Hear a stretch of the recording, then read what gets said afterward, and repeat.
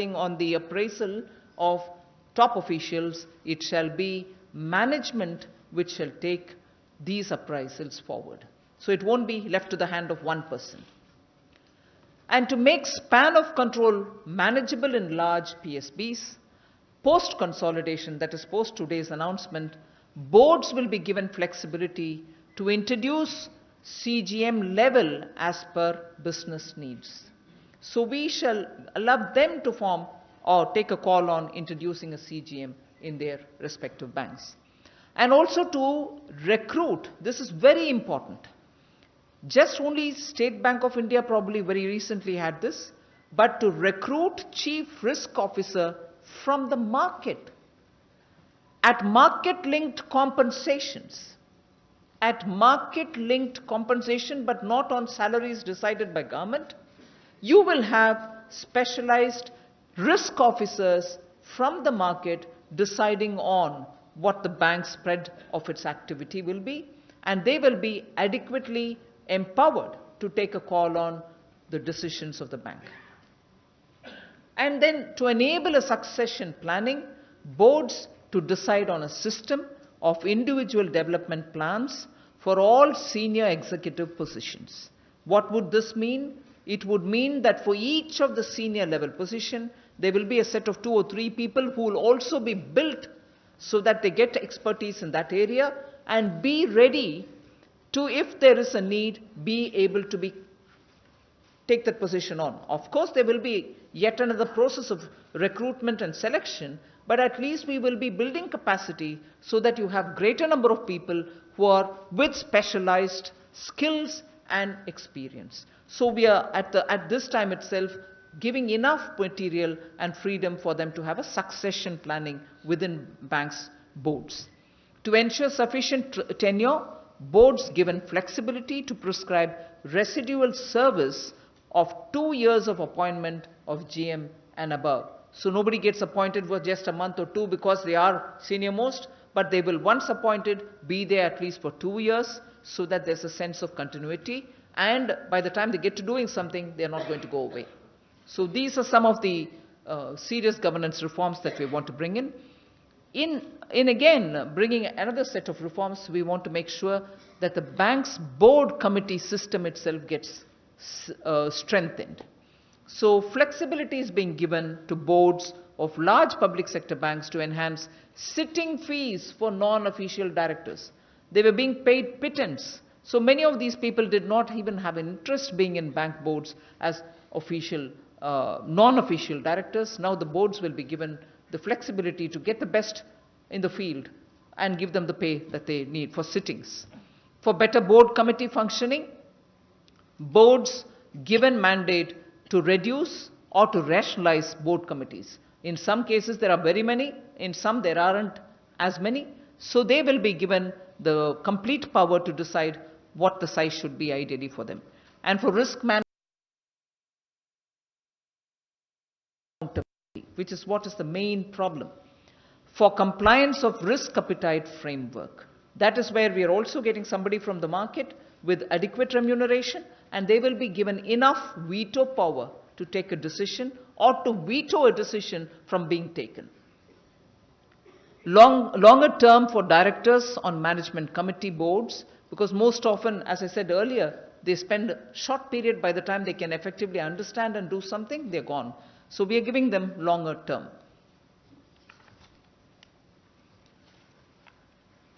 The last point there about the strengthening of the board system, board committee system, is the management committee of the board loan sanction thresholds have been enhanced by up to 100%.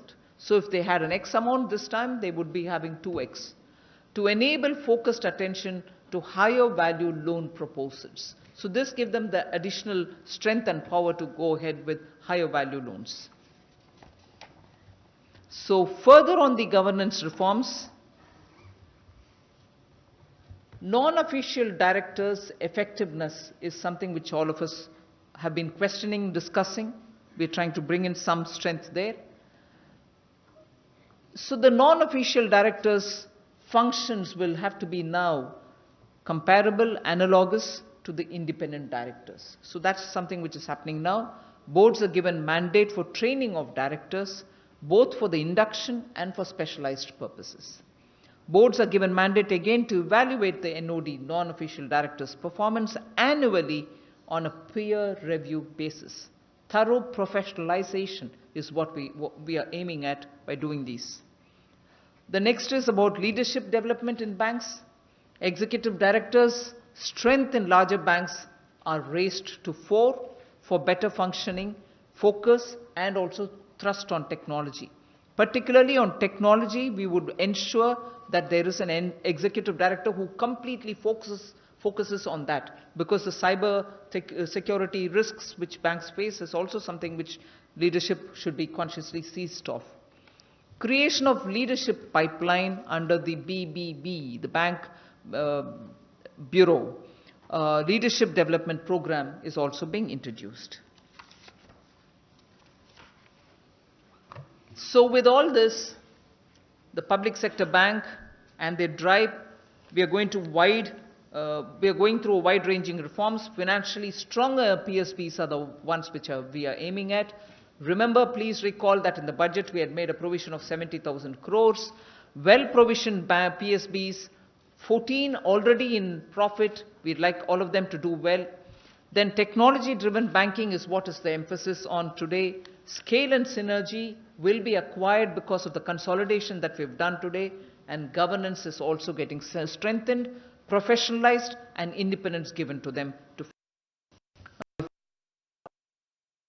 Of 70,000 crores that we've given, I want a certainty out there for the consolidation. Have we just done the consolidation and left them free? No. We are giving them enough capital reserves with which they can be confidently functioning without worrying. And I underline here, even as we announce all the consolidation, we have given enough instructions for the banks at the branch level to be sure that that which we had announced last Friday in terms of liquidity, in terms of working with NBFCs, in terms of making sure that the credit availability in the market, all this will not suffer. On the contrary, we would want at the branch level enough dedicated staff to attend to that, and not entirely all the staff to be looking after the consolidation program itself.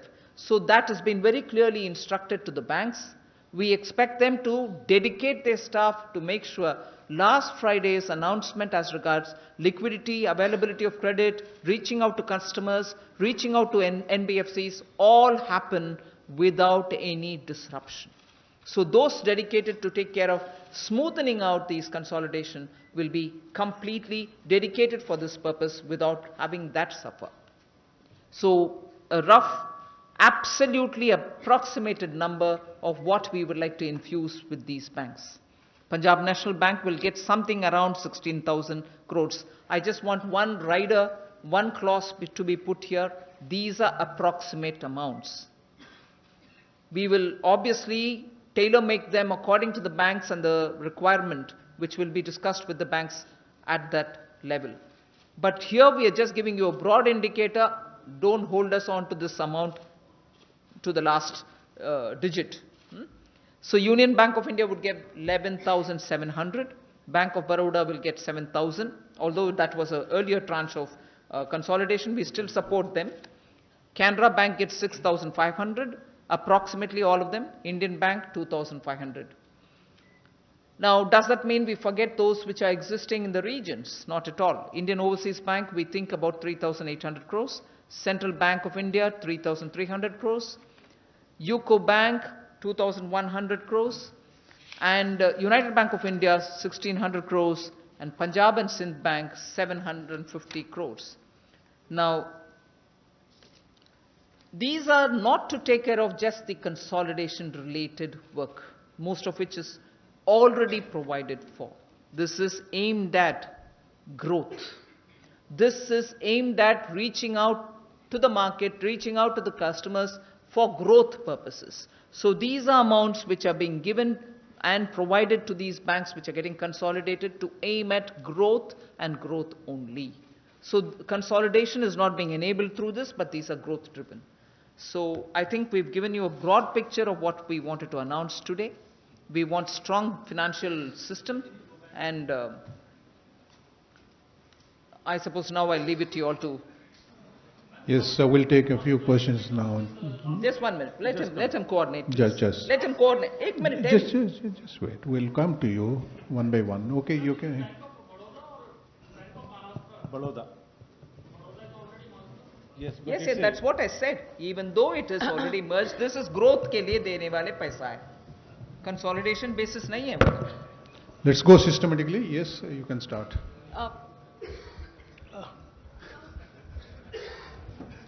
You'll be compensated. Yeah, okay, fine. No problem. We are from the same organization. Sapna Das from CNBC TV 18, ma'am. Quite a huge announcement. You have put forward 4 major, how do we say it, arrangements for the merger process to go forward. PSB number will now be at 12. Also, you have announced a recapitalization, majorly also for those banks which are the acquiring banks as well as for the other banks, regulatory capital and growth, both of that. Just want to understand, ma'am, at this stage, just to understand the logic, it was very important to take the consolidation road forward at this stage, ma'am, and in this way, one. Second, we have also kept aside some money from the recap amount for the rest of the financial year. Could you share something with us on that? And last, ma'am, 4 banks are still under the PCA framework. They are largely untouched and they'll continue to, work, function. Anything on that anybody has in mind at this point in time? As regards the timing you asked, this is exactly the right time because as the FM mentioned, this is to enable them to support the 5 trillion economy. And as the FM has clarified, this is not going to cause any disruption because you can draw the experience from the Bank of Baroda, which in the very initial slides we showed you as to how their business has grown, as to how their profit has grown, and it has benefited the customers of the Dena Bank, Vijaya Bank, and also the employees of everybody. So what we will ensure, as the FM again mentioned in the last capital slide, that the disruption will not be there, anchor banks will do their work, and the period of making it effective will be fixed up in consultation with the banks when their boards take the decision.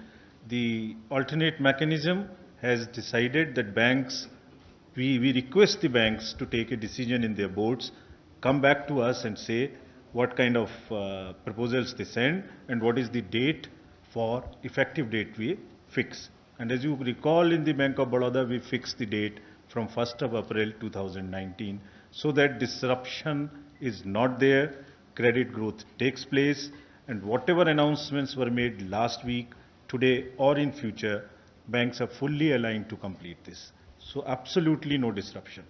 And the entire figure which is here, you are making 6 very, very large banks, global banks, and 2 national banks and 4 regional banks. So the energy also will get dissipated through this differential roles which they have. Yes. The business size, as we have shown, determines as to they can now have to look and have global aspirations. They are the banks which have the global reach also. So this is what they will look for. They will go to the market. They will work now from the position of strength. Because so much has happened, you have seen in the initial slides, recoveries, NPAs, provisionings, profit, 14 of them are in profit. So they are now poised to take a leap forward from the position of strength and support the 5 trillion economy. The regional banks, and she also asked about the PCA banks. We are not calling, just 1 minute. Yeah, we are not calling them regional. We are only saying the concentration of that bank is in the region, in one particular region. That's not because of a design. They are there. We are saying that is how we are representing. We are not giving them a title of a regional bank. Their presence is already there. They continue to do what they want to do. They continue to function as they are functioning. They also, as we said, the initial differentiated banking, they also look at their niche. They also look their customer connect. They also look their culture. and they are allowed to grow fully into the regions, and wherever they are working, they have the pan-India reach also, they'll be allowed to work. Ma'am, Timsi Jaipuria this side. There is no restructuring there. Ma'am.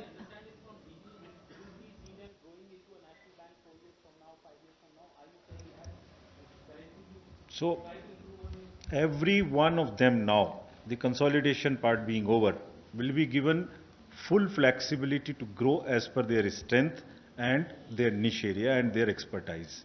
They have all the options available of a differentiated banking, which they decide as per their own genius and grow, and they'll be fully supported in growing. Ma'am, Timsi Jaipuria Nothing this side. restricts them. Ma'am, Timsi this side from CNBC TV 18. Is there a timeline that has been given to the banks, to the 4 mergers, that they should come back to the government by this, to whether they are ready or not for the merger proposal to make that effective date? Also, what happens to the recap amount? What is the roadmap to utilize that amount which was earmarked in the budget and right now? There is a defined process. The process will run now.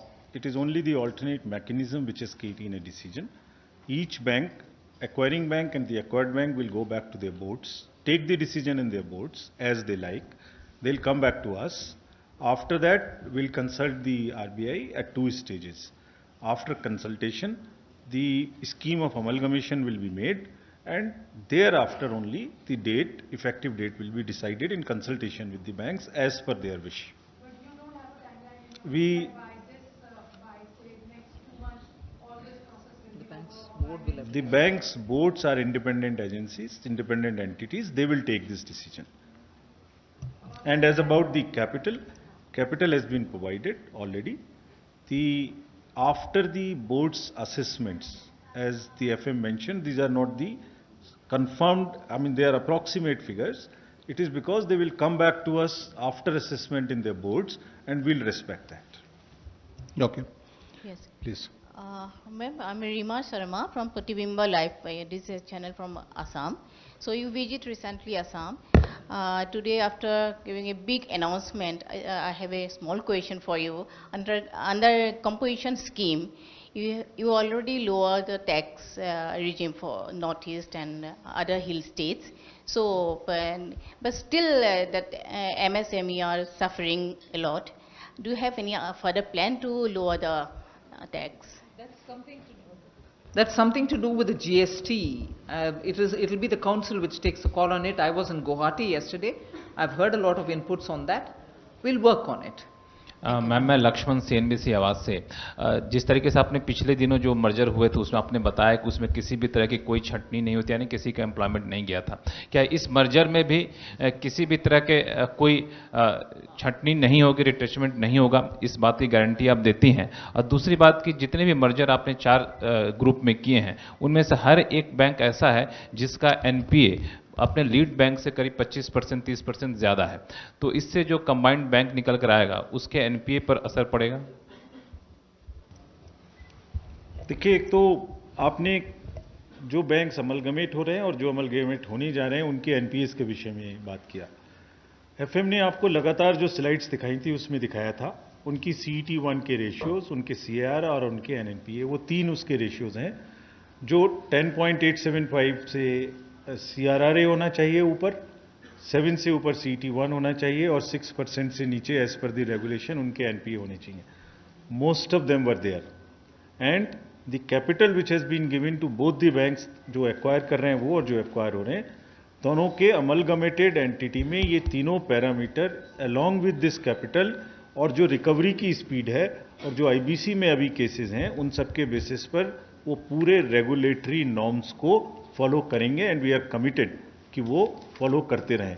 और आपको ये भी ज्ञात होना चाहिए कि जो regulatory norms हैं वो हम अभी बेसल से भी 1% ऊपर मेंटेन कर रहे हैं। देयरफॉर हम वन ऑफ द बेस्ट बनाना चाहते हैं और 1% ऊपर हम मेंटेन कर रहे हैं। Yes. सर, रिट्रेंचमेंट, देखिए ये पूरे अमलगमेशन के प्रोसेस से, जैसा FM साहब ने आपको बताया, आप अगर स्टेट बैंक हमने 27 से घटा के 12 कर रहे हैं, वो आज तक किसी का भी रिट्रेंचमेंट नहीं हुआ है और होने का चांस भी नहीं है। दूसरी बात, उनकी जो एम्प्लॉयमेंट की और जो एचआर की जो बेनिफिट्स हैं वो और इम्प्रूव हो रहे हैं। तीनों बैमल के जो तीनों या दोनों के कॉम्बिनेशन है उनमें जो भी बेस्ट है वो उसमें आ जाएगा। इसलिए ना सर्विस कंडीशंस होंगी बल्कि जो सर्विस कंडीशन से इंप्रूव भी हो रही हैं और ट्रांसफर्स की भी मोबिलिटी बढ़ रही है उनकी। यानी अगर जब रीच बढ़ गया तो एक रीजन से दूसरे रीजन में जाने की भी संभावना अपने पॉलिसीज के हिसाब से बढ़ रही है। और हम ये खास तौर से इंश्योर करेंगे कि किसी भी एम्प्लॉय को किसी भी स्टेज में इससे सिर्फ बेटर ही हो सकता है, नुकसान नहीं हो सकता। Ma'am, I'm Ashutosh from BTVI News Channel. Here, ma'am. My question is that the government has already announced a lot of reforms as far as the banking is concerned. Going forward, ma'am, is there any plan also for the government to bring down the government stake in public sector banks? Also, ma'am, very importantly, one segment of bank customers, that is home buyers, are already suffering a lot. By when can we expect measures on that front? FM ने पिछले Friday को आपको announce किया था, जो urban development ministry है, ministry of pupa, वो real estate और होम बायर्स के संबंध में अपने कंसल्टेशंस कर रही है। हम लोगों ने भी विषय किया था, वो अपने प्रपोजल्स बना रहे हैं और उसके विषय में वो अपने प्रस्तावों को फाइनलाइज करेंगे। जहां तक गवर्नमेंट स्टेक की आपने बात कही, नेशनलाइज्ड बैंक्स में एज पर दी एक्ट हमें 51% रखना है और जो पब्लिक सेक्टर बैंक्स हैं उनकी बहुत बड़ी भूमिका है देश में। दूर दराज में है, देहात में है, मुद्रा में है, फाइनेंशियल इंस्टीट्यूशंस में है। तो बैंकिंग की पूरी दशा और दिशा और गंतव्य तीनों चेंज हो रहे हैं।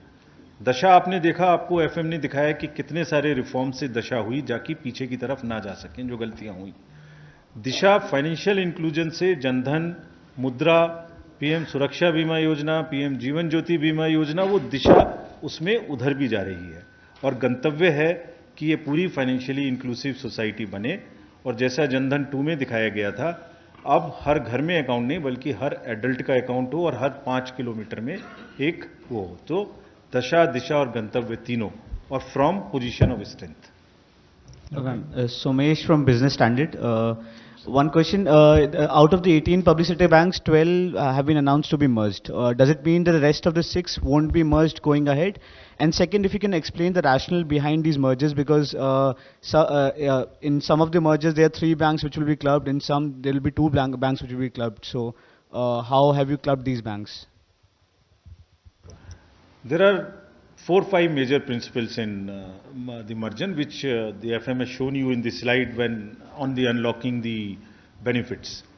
The first and foremost is that there should not be any disruption for the customer. Therefore, they should be on the same technological platform. So either on Finacle or on banks or on iFlag. So that is first. Secondly, they should benefit from the scale and from the synergy in terms of the CASA and in terms of their reach. As you saw that the number of branches, so number of employees, cultural affinity, all those factors have been taken into account to ensure one thing, that you are just not merging them for the sake of merging. You are not merging any weak with any strong. You are merging commercially, economically viable entities, compatible entities, to make 6 very, very, very strong bank, 2 strong national bank which can aspire to become again join the first 6, and then again 4 banks with regional reach which can again aspire to become go to the higher ladder. But as of now, no further. This roadmap is final. This roadmap as of now is final. But their boards are always independent to take call, but there is nothing. They are all, 12 is the right number, which should remain. Ma'am, this is Ruchi Bhatia from ET now. A lot of people are asking, ma'am, that is it really a goodbye to market-oriented reforms, given the fact that it is the government that is really pushing these mergers? Ideally, it should be the bank board who should be taking this decision as to which are the banks that they should be merging in. This is a good question. You can ask our banker colleagues who are here today. We have been having discussions with them, and they're all, you can ask them better, but it is a consultative process. We have been doing it for a good 6 months, and all stakeholders have been consulted, and principles are such, as I explained just now, that it makes the best sense to merge these entities to have scale, size and heft to reach to support the growth of the 5 trillion economy. Because as the economy grows, the credit expansion has to take place, and this is the right time to make them solid to support that for next 4 years till the 5 trillion is achieved. Ma'am, Mr. Ujjwal Narayan from Newsrise. Just wanted to know, because when the discussion on big banks or amalgamation of banks started, there was one philosophy that we need big size global bank. But right now, and I want to clear, it's not a criticism, only I am asking for a clarification, that in this amalgamated structure, we are not finding something like big global bank, or we are looking for such a global bank in future. So the philosophy, what is the philosophy, apart from reducing the number, what is the philosophy?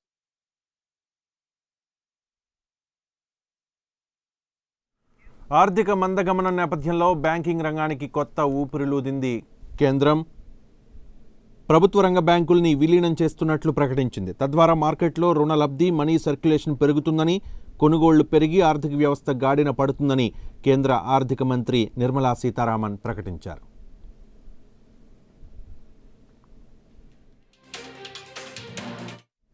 తద్వారా మార్కెట్లో రుణ లబ్ధి, money circulation పెరుగుతుందని చెప్పారు. కొనుగోళ్లు పెరిగి ఆర్థిక వ్యవస్థ గాడిన పడుతుందని స్పష్టం చేశారు. ఇప్పటికే రిజర్వ్ బ్యాంక్ మిగులు నిధుల్ని ఇస్తున్నట్లు ప్రకటించింది. దానికి కొనసాగింపుగా 10 ప్రభుత్వ రంగ బ్యాంకుల్ని విలీనం చేస్తున్నట్లు నిర్మలా సీతారామన్ ప్రకటించారు. పంజాబ్ నేషనల్ బ్యాంకులోకి యూనియన్ బ్యాంక్, యునైటెడ్ బ్యాంక్ విలీనమవుతాయని తెలిపారు. అలానే కెనరా బ్యాంక్లోకి సిండికేట్ బ్యాంక్ మెర్జ్ అవుతుందని, Andhra bank, UBI corporation bank 3 విలీనమవుతాయని, ఇండియన్ బ్యాంక్, అలహాబాద్ బ్యాంక్ ఇకపై ఒకే బ్యాంకుగా సేవలు అందిస్తాయని ఆర్థిక మంత్రి ప్రకటించారు. నిర్మలా సీతారామన్ రిఫార్మ్స్పై మా ఎగ్జిక్యూటివ్ ఎడిటర్ కృష్ణ సాయిరాం మరింత అనాలిసిస్ అందిస్తారు. సాయిరాం. రవి, ప్రధానంగా మాంద్యం పరిస్థితులు, సూచనలు అందుతున్నటువంటి పరిస్థితుల్లో బ్యాంకింగ్ రంగం పటిష్టంగా ఉండడము, తర్వాత ద్రవ్య లభ్యత అంటే క్యాష్ ఫ్లో ఉండడము చాలా ఇంపార్టెంట్ విషయంగా చూడాల్సి ఉంటుంది. అంటే ఒక నియంత్రితమైనటువంటి ఆర్థిక వ్యవస్థను నడపాలన్నా, ఆ ద్రవ్యోల్బణం కానీ ఇవన్నీ పీక్ చేరుకోకుండా చూడాలన్నా, అదే సమయంలో మార్కెట్ లో కన్జ్యూమర్స్ మార్కెట్ ని కాపాడుకోవాలన్నా, ఈ అన్ని వ్యవహారాలకి కూడా బ్యాంకింగ్ రంగము పటిష్టంగా ఉండడం అనేది చాలా ముఖ్యము. ఇప్పుడు వివిధ రూపాల్లో బ్యాంకింగ్ వ్యవస్థ అనేది ఒక సంక్షోభమైనటువంటి పరిస్థితిని ఎదుర్కొంటోంది. రిజర్వ్ బ్యాంక్ లో క్యాపిటల్ రిజర్వ్స్ తో ఉన్నటువంటి 1,76,000 కోట్లను కూడా కేంద్ర ప్రభుత్వం తీసుకుని మళ్ళీ రీపుష్ చేయడము, తర్వాత వివిధ రకాలైనటువంటి ద్వారా మార్కెట్ ని పెంచడము, తర్వాత తన రుణాలకు సంబంధించినటువంటి వ్యవహారాల్లో కొంత ఊబి నుంచి బయటపడేటటువంటి ప్రక్రియ చేపడుతుంది. ఈ పరిస్థితుల్లో బ్యాంకింగ్ రంగం కూడా పటిష్టంగా ఉంటే గనక ఏ రకమైనటువంటి మాంద్యంతో కూడినటువంటి పరిస్థితులు ఎదురైనా దాటిని ధీటుగా ఎదుర్కోగలుగుతుంది అనే ఉద్దేశంతో మెర్జర్ ఒకటి, తర్వాత రికవరీ మీద దృష్టి పెట్టడము, తర్వాత విపరీతమైనటువంటి రుణాలు అంటే 250 కోట్లకు మించినటువంటి రుణాల మీద ఒక చెక్ పాయింట్ పెట్టడము, ఈ లక్ష్యాలతోటి ఈ బ్యాంకింగ్ మెర్జర్ అనేటటువంటి ఒక సంస్కరణ తీసుకొస్తున్నారని చెప్పాలి. బ్యాంకింగ్ వ్యవస్థకి సంబంధించినటువంటి దశ ఏ రకంగా ప్రస్తుతం ఏ సిచ్యువేషన్ లో ఉంది, తర్వాత ఏ దిశలో వెళ్ళాలి, తర్వాత ఈ నిర్వహించాల్సిన పాత్ర ఏంటి, ఈ 3 అంశాలని దృష్టిలో పెట్టుకుంటూ తాజాగా ఈ నిర్ణయాలు తీసుకున్నారని చెప్పాల్సి ఉంటుంది. ముఖ్యంగా వీటిని బ్యాంకుల్ని, వివిధ రకాలైనటువంటి బ్యాంకుల్ని, పెద్ద పెద్ద బ్యాంకుల్ని మెర్జర్ చేయడం వల్ల రీచ్ పెరుగుతారు. ఎందుకంటే వాటి యొక్క సేవలు అందించేటటువంటి శాఖల సంఖ్య పెరుగుతుంది. దేశవ్యాప్తంగా కూడా పాన్ ఇండియా అనేటటువంటి ఒక ఎఫెక్ట్ పడుతుంది. అంటే దేశవ్యాప్తంగా కూడా మెర్జ్ అయినటువంటి బ్యాంకుల శాఖలు సేవలు అందించగలుగుతాయి. తర్వాత సినర్జీ అంటే సాంకేతికత విషయంలో కానీ, ఎంప్లాయీస్ కి సంబంధించినటువంటి విషయంలో కానీ సంఖ్యను తగ్గించుకోవడం, సాంకేతిక వినియోగాన్ని పెంచుకోవడం, సినర్జిటిక్ సర్వీసెస్ కి దోహదం చేస్తుంది. అందువల్ల అదొక ప్రయోజనం ఉంటుంది. తర్వాత ఫండ్స్ అవైలబిలిటీ పెరుగుతుంది. ఎందుకంటే 3-4 రకాల బ్యాంకులు మెర్జ్ చేసినప్పుడు అందుబాటులోకి వచ్చేటటువంటి ఫండ్స్ అనేవి పెరుగుతాయి. ఉదాహరణకు మనం Punjab national bank, OBC, United bank, ఈ 3 బ్యాంకులు సంలీనం అంటే మెర్జ్ అయిన తర్వాత దాదాపు 18 లక్షల కోట్ల రూపాయల నిధులు అందుబాటులోకి వస్తాయి. ఇలాగే 1 లక్ష, 2 లక్షల కోట్లు, 3 లక్షల కోట్లు, 5 లక్షల కోట్లు ఉన్నటువంటి నిధులు ఉన్నటువంటి ఈ బ్యాంకులన్నీ కూడా కొన్ని ఒక మెర్జర్ గ్రూపుల కింద ఏర్పడటం వల్ల విస్తృతమైనటువంటి నిధులు అందుబాటులోకి వస్తాయి.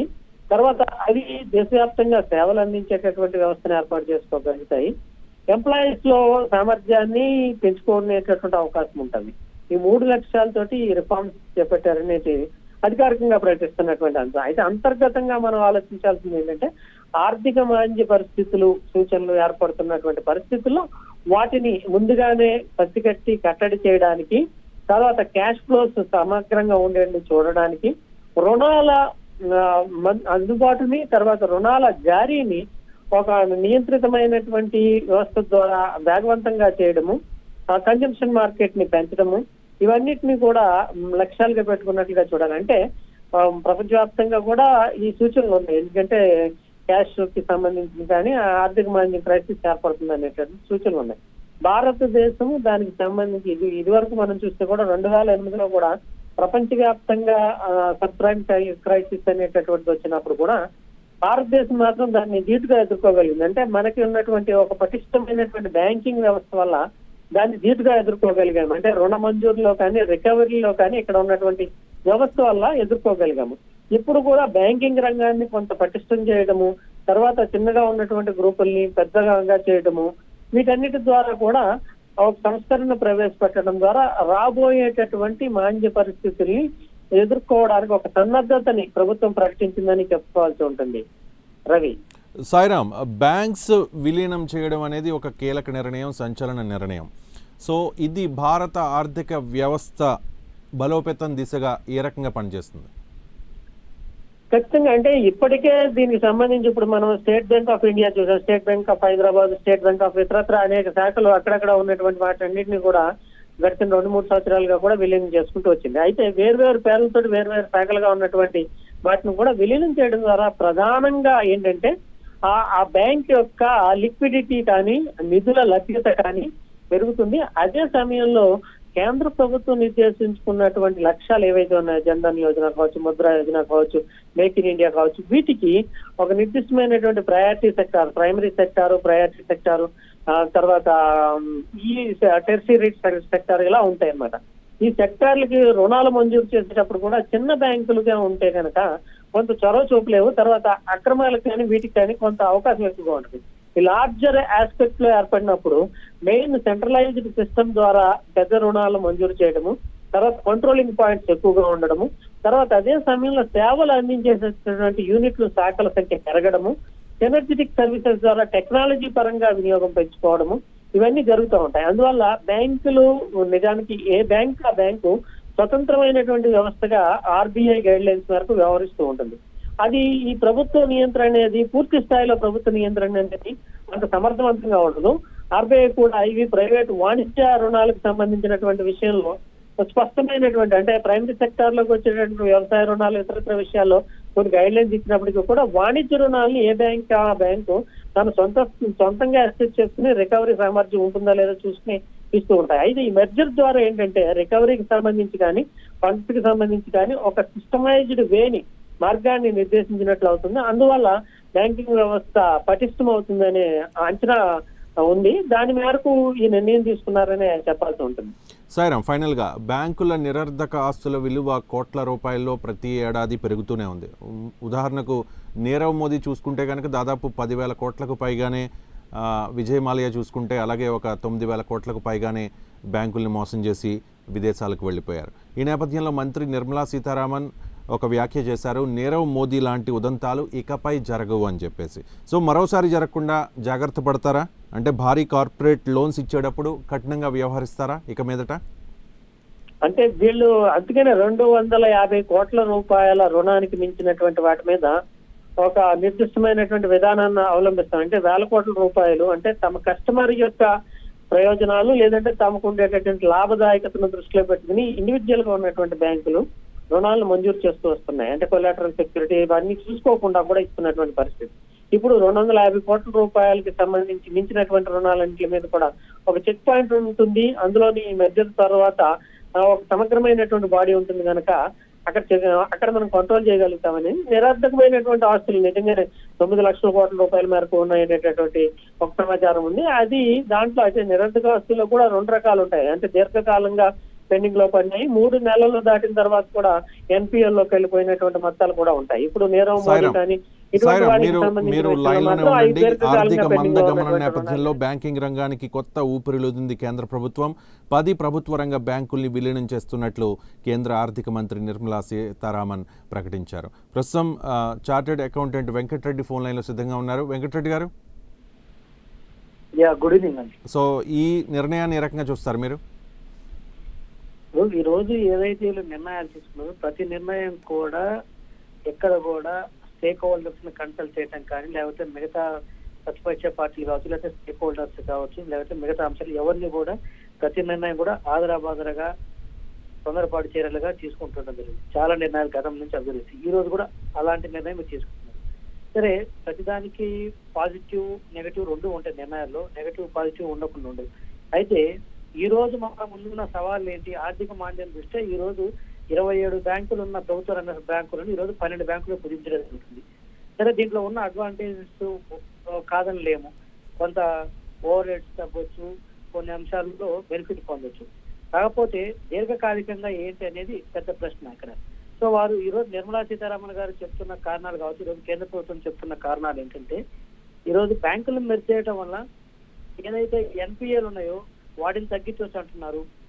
కొత్త బ్యాడ్ డేట్స్ ఏర్పడకుండా ఉంటాయంటున్నారు. గతంలో లోన్లు ఇచ్చినట్టు కాకుండా ఇప్పుడు కాస్త సరళీకృతం అంటున్నారు. ఎక్కడ కూడా ఈ చెప్పే స్టేట్మెంట్స్ ఈ రోజు బ్యాంకుల విలీనానికి సంబంధించినటువంటి చెప్పే కారణాలు చూస్తే ఎక్కడ కూడా మీకు పొంతన లేదంటారు. చూస్తే ఇప్పుడు మెర్జ్ ఒక పక్క మనకు ఉద్యోగాలు రాలేదు, ఉన్న ఉద్యోగాలు పోతున్న నేపథ్యంలో ఆర్థిక మాంద్యం వస్తే ఈరోజు దాదాపు 15 బ్యాంకుల్లో మీరు మెర్జ్ చేయడం వల్ల దాంట్లో ఎంతమందికి ఉద్యోగాలు పోతాయి? ఉన్న వాళ్ళకి కొత్త ఉద్యోగం వచ్చే అవకాశాలు ఆ 15 బ్యాంకులను కోల్పోయినట్టే కదా. ఇదొకటి. రెండోది, రుణాలు ఎగ్గొట్టే వాళ్ళను మనం పట్టుకునే విధానము వేరే మెకానిజం డెవలప్ చేసుకోలే కానీ ఈ విధంగా బ్యాంకులు మెర్జ్ చేయడం వల్ల ఏమవుతుందంటే పర్సెంటేజ్ ఆఫ్ అవుట్ స్టాండింగ్, అంటే పర్సెంటేజ్ ఆఫ్ డెట్స్ ఏదైతే ఉన్నాయో అవి చూడటానికి తక్కువ కనిపిస్తే తప్పితే ఉన్న రుణాలు అయితే ఏదైతే ఎన్పిఆర్ ఉన్నాయో అవైతే రికవర్ కాదు కదా. అంటే వీళ్ళు నెంబర్స్ తక్కువ చేసి చూపించడం కోసం బ్యాంకులను మెర్జ్ చేయడము, తద్వారా వాటి క్యాపిటల్ ఆథరైజ్డ్ క్యాపిటల్ కావచ్చు, లేకపోతే దానికి సంబంధించినటువంటి పేడెడ్ క్యాపిటల్ కావచ్చు ఎక్కువ చూపించి దాంతో చూసుకున్నట్లయితే అదే విధంగా అసెట్స్ పెరుగుతాయి. 2 బ్యాంకులు 3 బ్యాంకులు మెర్జ్ చేయడం వల్ల వాటిల్లో చూసుకున్నట్లయితే ఏదైతే ఈ బ్యాంక్ అవుట్ స్టాండింగ్స్ అవి తక్కువ చూపించడం కోసము ఇలాంటివి చెప్తున్నారు తప్పితే ఒక సైంటిఫిక్ అనాలిసిస్ ఇదిగో దీర్ఘకాలికంగా మనం ఇవి బెనిఫిట్స్ వస్తున్నది ఇది అంటూ ఏమి లేకుండా పోయింది. ప్రతిదీ వాళ్ళు ఇష్టాచారం అయిపోతుంది చేసి కూడా మళ్ళీ ఇప్పుడు ఏం చెప్తున్నారు, గతంలో కాంగ్రెస్ హయాంలో ఫోన్ ఓవర్ లోన్స్ వస్తున్నాయి, ఫోన్ త్రూ లోన్స్ వస్తున్నాయి అని చెప్పేసి గతాన్ని మళ్ళీ చదువుకుంటున్నారు తప్పితే అది ఆ రోజు ఆ విధంగా లోన్లు ఇవ్వబట్టే ఆ రోజు ఆర్థిక వ్యవస్థ అలా నిలబడింది. చాలా కంపెనీలు పెట్టగలిగారు, ఉద్యోగ అవకాశాలు వచ్చినాయి. వెంకటరెడ్డి గారు, కంక్లూడ్ చేస్తూ చెప్పండి, మీరు లాభ నష్టాలు 2 ఉన్నాయంటున్నారు. లాభ నష్టాలని బేరీజు వేస్తే ఇది ఎంతో కొంత భారత ఆర్థిక వ్యవస్థను బలోపేతం చేసే నిర్ణయం అని అనుకోవాలి కదా. ఇప్పుడు లాభ నష్టాలు ఉన్నాయండి. ఇప్పుడు భారత ఆర్థిక వ్యవస్థను పరిపుష్టం చేసే లాభాలు ఇక్కడ ఇందులో లేవు. ఇక్కడ వచ్చేసింది ఏంటంటే బ్యాంకుల్లో ఇంతకుముందు 2 బ్యాంకుల్లో ఒక 10 మంది ఎంప్లాయీస్ ఉన్నారు అనుకోండి. ఇప్పుడు ఆ బ్యాంకులు ఒకదానికి మెర్జ్ చేయడం వల్ల ఏమవుతుందంటే తద్వారా ఒక 12 మందికో 13 మందికి ఎంప్లాయీస్ వస్తారు. ఒక 7 మంది నుంచి 8 మంది ఎంప్లాయ్మెంట్ పోతుంది. సో ఆ 7-8 మంది ఎంప్లాయీస్ పోవడం వల్ల లేదా అదేవిధంగా మిగతా కొన్ని ఓవర్ రేట్స్ తగ్గడం వల్ల బ్యాంకులకు తాత్కాలికంగా లాభాలు పెరుగుతుంది తప్పితే ఇది భారత ఆర్థిక వ్యవస్థకు తోడ్పడే విధానం అయితే కాదు. భారత ఆర్థిక వ్యవస్థకు పురోగతికి ఇలాంటి నిర్ణయాలు కాదు. ఇది టైమ్లీ మేనర్ ఇన్ డ్యూ కోర్సులో అవసరమైనప్పుడు తీసుకోవాలి తప్పితే ఆర్థిక మాంద్యం వచ్చింది కాబట్టి టు ప్రివెంట్ దట్ దాంట్లో ఉద్దాపన చర్యల కింద ఇది తీసుకోవడం అనేది కరెక్ట్ కాదంటారు. వెంకటరెడ్డి గారు, మీరు ఒక ఆర్థిక నిపుణుడుగా ప్రభుత్వం తీసుకున్న, కేంద్రం తీసుకున్న నిర్ణయాన్ని వ్యతిరేకిస్తూ ఉన్నారా, లేకపోతే ఒక కాంగ్రెస్ పార్టీ ప్రతినిధిగా వ్యతిరేకిస్తూ ఉన్నారా? ఇక్కడ కాంగ్రెస్ పార్టీ ప్రతినిధి అని కాదండి. We have a clear idea on that. ఒక అవగాహన ఉన్న వ్యక్తిగా చెప్తున్నాను కొంతమేర. ఇక్కడ ఏంటంటే పార్టీలకు ఖచ్చితంగా కూడా మాట్లాడుకోవాలి. ప్రతి నిర్ణయాన్ని మన పార్టీతో ముడిపెట్టడం అని కాదని చెప్పి నిర్ణయాలు కరెక్టే, మొదటి నుంచి కూడా చెప్తున్నాం ఏ నిర్ణయం, కానీ టైమ్లీ డెసిషన్ ఏ టైంలో తీసుకోవాలో, ఎగనెస్ట్ ఏ క్రైసిస్ కి ఎగనెస్ట్ గా ఏ నిర్ణయం తీసుకోవాలో అది జరగట్లేదంట. టెంపరీగా వాళ్ళకు పొలిటికల్ గా, రాజకీయంగా కేంద్ర ప్రభుత్వం పైన ఒత్తిడి వస్తున్న నేపథ్యంలో టు బైపాస్ దట్ ఇష్యూ, జనాలకి మేమేదో గొప్ప అచీవ్మెంట్ చేశామని చెప్పడం కోసం ఇలాంటి నిర్ణయాలు ఉన్నాయి తప్పితే ఇవి ఈ రోజు తీసుకోవాల్సిన నిర్ణయాలు కాదు. అలా అని చెప్పేసి నిర్ణయం తప్పను. ఇది దీర్ఘకాలికంగా టైమ్లీ మేనర్ అవసరమైనప్పుడు ఒక్కొక్క బ్యాంకుని మెర్జ్ చేసుకుంటూ దాన్ని బయటికి రావాలి. కానీ ఈ రోజు ఆర్థిక మాంద్యం వచ్చింది కాబట్టి ఒక పెద్ద బిగ్ డెసిషన్ చూడటానికి జనాలకు ఏమవుతుందంటే డెప్త్గా ఆలోచించారు కాబట్టి చాలా మంది 27 బ్యాంకుల నుంచి 12 బ్యాంకులు గురించారు. ఇదేదో పెద్ద ఆర్థిక సంస్కరణ, గతంలో ఎవరు చేయలేకపోయారు, ఇది చేశారు కాబట్టి కొన్ని రోజులు జనాల దృష్టిని మరలించొచ్చే కానీ బట్ దీనివల్ల దేశ ఆర్థిక వ్యవస్థకు ఉపయోగపడుతుందంటే అది అనాపైస కూడా వనకూడదు. బ్యాంకులో కొద్దిగా గొప్ప రావచ్చు, బట్ ఇండైరెక్ట్లీ ఆర్థిక మాంద్యానికి ఇంకాస్త వాట్ యు కాల్డ్ ఆర్థిక ఆజ్యం పోసినట్టు అవుతుంది తప్పితే ఇలాంటి చర్యలు కాకపోతే అది ఇప్పుడు బయటపడకపోవచ్చు, ఒక 3 నెలల 6 నెలలో బయటపడకపోవచ్చు దీని ఇంపాక్ట్. ఒక సంవత్సరం తర్వాత డెఫినెట్ గా దీని రెప్రికేషన్స్ అనేది we will see. Right, thank you Venkatareddy గారు.